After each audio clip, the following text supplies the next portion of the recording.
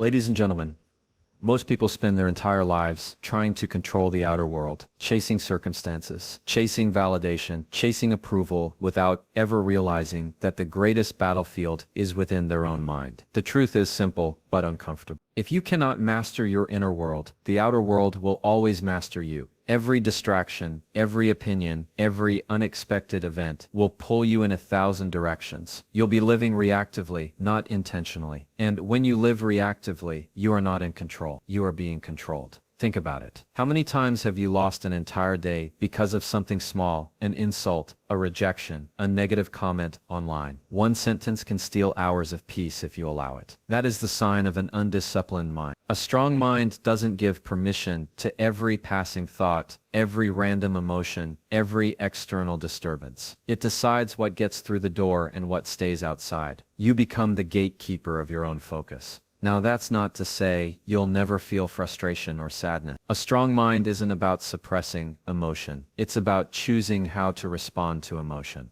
Anger might knock at the door, but you don't have to invite it in and serve it dinner. Fear might whisper in your ear, but you don't have to let it dictate your next move. Mastery of the inner world is not about eliminating emotions, but about training them to serve you instead of enslave you. And this mastery begins with awareness. Most people don't even realize how much of their mental energy is being drained by meaningless noise, scrolling endlessly, arguing over things that don't matter, worrying about people who don't even think about them. Imagine if that energy were reclaimed and directed with precision. That is the foundation of mental strength. Focus, deciding every single day what deserves your attention and what doesn't. There's a psychological principle worth remembering. Your brain is a meaning-making machine. Whatever you feed it, it will amplify. If you dwell on negativity, your brain will filter the world through negativity. If you train it to focus on opportunities, it will start noticing doors where others only see walls. The external world hasn't changed. The filter in your mind has. That's why mastering your inner world matters more than anything else. Your perception shapes your reality, and this is where most people underestimate the power of silence. We live in a world addicted to noise, constant updates, constant chatter, constant distraction. But silence is where the strongest minds are built. When you learn to sit with your thoughts, instead of running from them, you begin to see patterns. You begin to recognize what is truly yours and what has been programmed into you by society, by fear, by insecurity. And once you can separate your authentic voice from the noise, you gain clarity.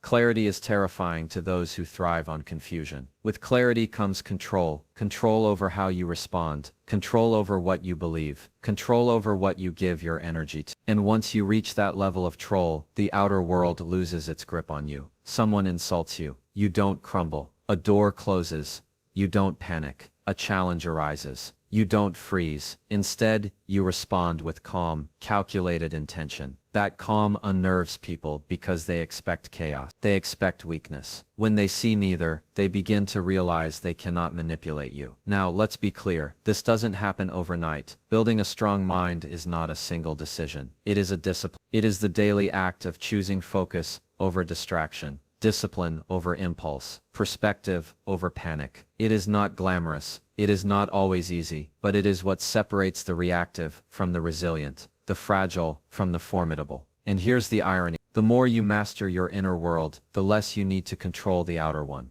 Because suddenly circumstances don't have the power to define you. Your peace isn't tied to other people's opinions. Your strength doesn't depend on everything going right. You've built a foundation within yourself that cannot be shaken. That kind of stability terrifies people who rely on external validation to feel strong. So when I say master your inner world before the outer world controls you, I mean, stop letting the world decide how you feel, who you are, and what you're capable of. Decide for yourself. Choose what thoughts are allowed to stay, what emotions are worth acting on, and what distractions deserve no space in your mind. Because the moment you take control of your inner world, the outer world no longer owns you. And here's the closing truth to remember. If you cannot control your thoughts, you are a prisoner. But if you can, you are free. Life will test you in ways you never asked for. It will hand you betrayal from people you trusted, rejection from places you wanted to belong, failure in moments you thought were guaranteed victories. And in those moments, most people see only damage. They see pain as a sign of weakness. setbacks as proof they weren't good enough. But a strong mind thinks differently. A strong mind doesn't deny the pain, it transforms it. Every hardship becomes armor. Every loss becomes a lesson. Every scar becomes a reminder that survival is already a form of victory. Pain is unavoidable. That much we all know. But suffering, the way you carry that pain, that's optional. And that choice is what separates the fragile from the formidable. A fragile mind collapses under pressure. It lets disappointment shape its identity. It lets failure define its worth. But a strong mind reframes the narrative. Instead of asking why me, it asks what now. That shift is everything. Because the moment you see pain as fuel rather than a verdict, you start building resilience that no one can take from you. Think about the people you respect most. The ones who seem unshakable, who command a room without even trying. They didn't get there by living a soft life. They got there because life hardened them in ways that forced growth. They endured storms that would have broken others, and instead of running, they stood in the rain long enough to realize they wouldn't melt. That realization changes you forever. When you've walked through fire and survived, you stop being afraid of spark. Psychology has a term for this: post-traumatic growth. It's the idea that some people don't just recover from hardship. They come out stronger, sharper, and more capable because of it. And that's not a rare gift. It's a decision. You can either let pain crush you, or you can let it forge. The difference is in perspective. Do you see setbacks as proof that you should quit?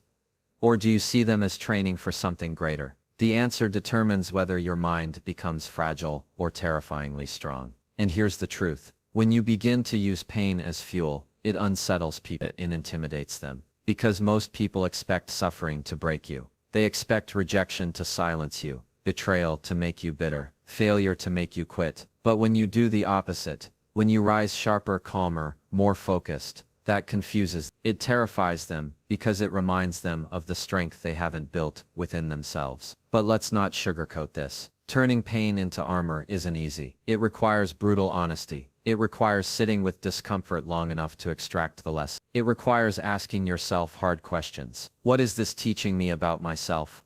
What does this show me about the people I allow into my life? What can I do differently so this wound doesn't just hurt, but actually strengthens? Most people run from those questions because they don't like the answers. But if you have the courage to face them, you stop repeating the same cycles, you stop carrying the same scars, you grow, and growth doesn't always look glamorous. Sometimes it's simply not quitting when you want. Sometimes it's waking up the next morning and trying again. Sometimes it's choosing forgiveness. Not for them, but for yourself. So you're no longer chained to bitterness. Those are victories, even if no one else notices.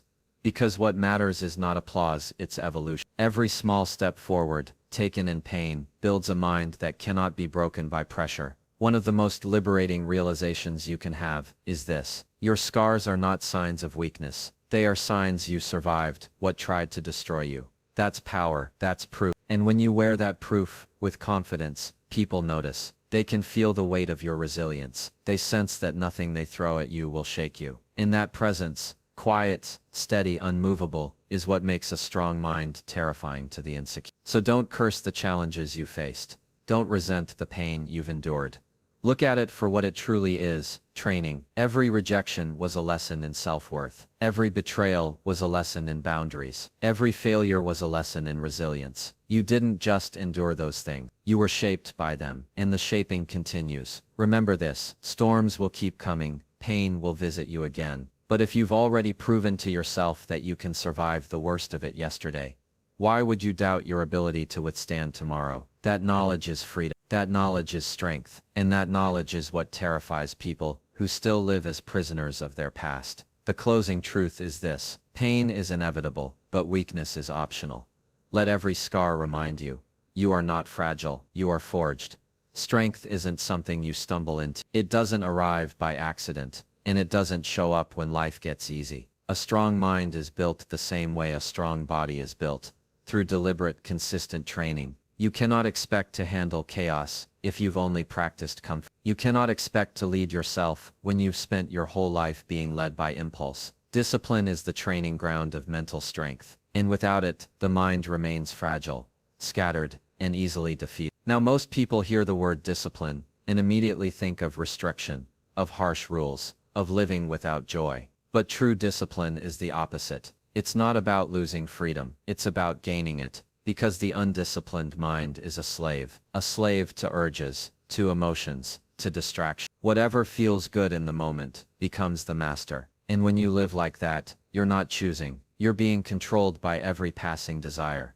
Discipline is what breaks those chains. It is what allows you to decide, not just react. Think about how many people lose hours of their day to habits they don't even like, scrolling endlessly, procrastinating, numbing themselves with distractions. They don't want to do it, but they can't stop. That's not freedom. That's weakness disguised as comfort. A disciplined mind, on the other hand, is not immune to temptation, but it knows how to pause, how to say no, how to hold back for the sake of something great. That ability to delay gratification, to choose long-term strength over short-term pleasure, is one of the sharpest weapons a strong mind carries. And here's where the paradox lies. The more disciplined you become, the more energy you actually gain. Because discipline removes noise. When you know what matters, when you've trained your mind to focus on priorities instead of impulses, life becomes simpler. Decisions weigh less heavily because you've already trained yourself to act with intention. The undisciplined mind burns energy on chaos,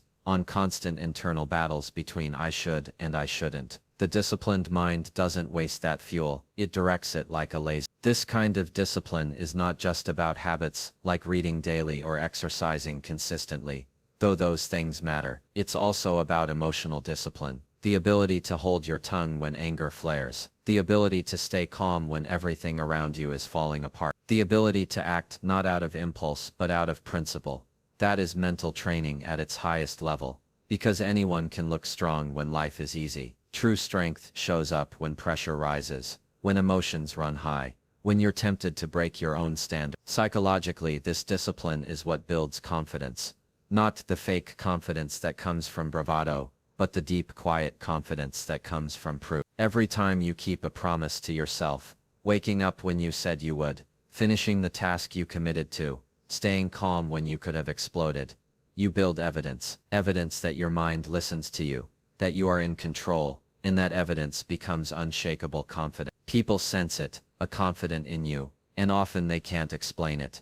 They just know you're different. But let me be clear, discipline isn't glamorous. It's not about dramatic moments of inspiration. It's about boring, repeated choices that no one claps for. It's about practicing focus when no one is watching. It's about pushing through the last rat, reading one more page, resisting one more temptation day after day, week after week. That's how mental muscles are built. And over time, those small invisible victories compound into a strength that others can't ignore. And here's why it unsettles people. Most people live on autopilot. They are pulled by whatever feels good in the moment. When they see someone who isn't swayed, who operates with control, who doesn't crumble under pressure, it forces them to confront their own lack of discipline. Your composure becomes a mirror, and for some that reflection is uncomfortable. That's why a disciplined mind is not just it's feared because people cannot manipulate what they cannot sway. If you want to terrify the world with your strength, train your mind until discipline becomes your default. Not once in a while, not when it's convenient, daily. Discipline is the quiet act of saying, I decide what I do. I decide how I respond. I decide who I am. And when your mind obeys that decision, nothing outside of you can dictate your life. So understand this. Discipline is not punishment. It is preparation. Preparation for storms you can't see yet. Preparation for tests you haven't faced yet. Preparation for the moments that will demand everything from you. And when those moments come, you will not break. You will stand because you've trained for it. The closing truth is simple. Comfort creates weakness, but discipline creates freedom. The strongest minds don't need to announce their strength. They don't need to raise their voices, force their presence, or demand respect. Real power is quiet. It moves in calmness. It speaks with clarity, and it unsettles people not because it shouts, but because it doesn't have to. That's the paradox most people never understand.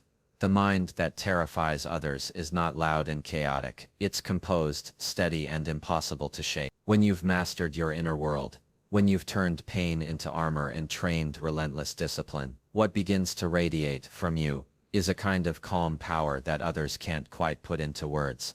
They see that you don't flinch when challenged. They notice that you don't react to petty insults. They sense that you don't need validation. And that unsettles them because most people are used to others being easily triggered, easily provoked, easily manipulated. When you are none of those things, they don't know how to deal with you. Calmness is not weakness. Calmness is control. The one who stays calm in chaos is the one who holds the advantage. History, philosophy, and psychology all echo the same truth. The ability to remain centered when the world is spinning is a rare form of power. It shows that your emotions serve you, not the other way around. It shows that you are not ruled by the storm. You are the eye of it. And that steadiness terrifies those who thrive on drama and instability, because they cannot pull you into their turbulence. Think about it this way. People reveal their power not in how they act when things are easy, but in how they respond when things are falling apart. Anyone can appear composed when life is smooth, but when chaos strikes, tempers flare, and pressure rises, most people crack, they shout, they panic, they fold. The strong mind doesn't. It stays measured. It thinks clearly. It decides intentionally. That's not luck. That's the result of training, of discipline, of mastering the battles within long before the external battle arrive. And here's the fascinating part. When you project calm power, you don't even have to confront people directly for them to feel it. Your presence does the work. People sense when someone cannot be rattled. They pick up on the steadiness in your tone, the control in your body language, the confidence in your silence. Silence, especially, is powerful. Most people rush to fill it with words, with noise, with nervousness. But a strong mind is comfortable in silence, and that unsettles people because silence, in the hands of a strong person, is not emptiness, it's authority. But psychologists often say that composure is contagious. When one person in a group stays calm under pressure, others either rise to meet that level, or become anxious in the face of it. That's why calm power is both magnetic and intimidating. Some will draw strength from it, others will feel threatened by it, but either way it commands respect. And respect, that is commanded without force, is the purest kind. This kind of presence doesn't come from ego, it comes from mastery. You don't need to prove yourself, because you already know yourself. You don't need to dominate others, because you've already conquered your own impulses. And once you've reached that state, your power speaks for itself. It's not about being untouchable in a physical sense. It's about being untouchable in a mental and emotional sense. No insult can pierce you. No manipulation can move you. No chaos can consume you. That's the kind of strength people notice, even if they don't understand it. But let's be clear. Projecting calm power is not about being passive or detached. It's about being intentional. It's not that you don't, it's that you care selectively.